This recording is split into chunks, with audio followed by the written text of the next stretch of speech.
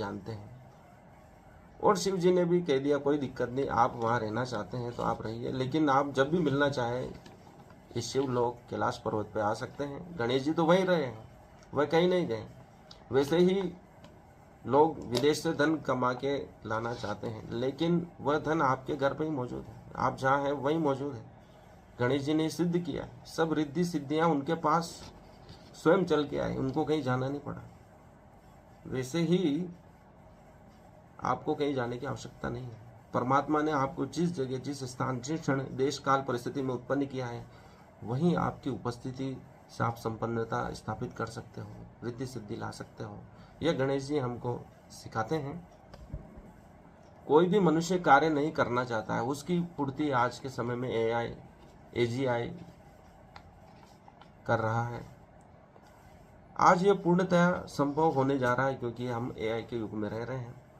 और मनुष्य कार्य करने के लिए नहीं बना है, वह उन महत्वपूर्ण कार्यों के लिए बना है जो मानवता की उन्नति के लिए है। अगर कोई बगीचे में कार्य करके उसके सौंदर्य को बढ़ाता है तो ये उसका आनंद है। मनुष्य अपनी खुशी के लिए कार्य करे, यह संभव है, लेकिन उसको जबरदस्ती कार्य नहीं कराया जा सकता है। वैसा ही गणेश जी हमको शिक्षा देते हैं कि कोई भी कार्य दिया जाए तो उस पर विचार करें। जबरदस्ती आपसे वह कार्य नहीं करवाया जा सकता है, उसको अपनी बुद्धिमत्ता से इस प्रकार से करने में लगाएं जैसा आपकी प्रवृत्ति है, स्वधर्म है, जैसी आपकी क्षमता है। गणेश जी की क्षमता थी कि वह अपने चूहे द्वारा जितना पहुंच सकते थे उतना वे चले, लेकिन वह उस बुद्धिमत्ता का उपयोग करते हुए सिद्ध कर पाए कि मैंने पूरी पृथ्वी की परिक्रमा कर ली है, और उसमें उनको उतनी ही संतुष्टि मिली। और कहते हैं कि कार्तिकेय को वह इसलिए नजर नहीं आए क्योंकि वो बहुत अधिक स्पीड से जा रहे थे। उन्होंने, गणेश जी ने कहा कि देखो मैं घूम रहा था पृथ्वी, ये जो बहुत तीव्र गति से घूमती हुई लाइन तुम्हारे चारों तरफ जो नजर आई होगी कभी, वो मैं ही था। अर्थात वो माता पिता की परिक्रमा करके भी वास्तव में पृथ्वी की परिक्रमा भी कर गए।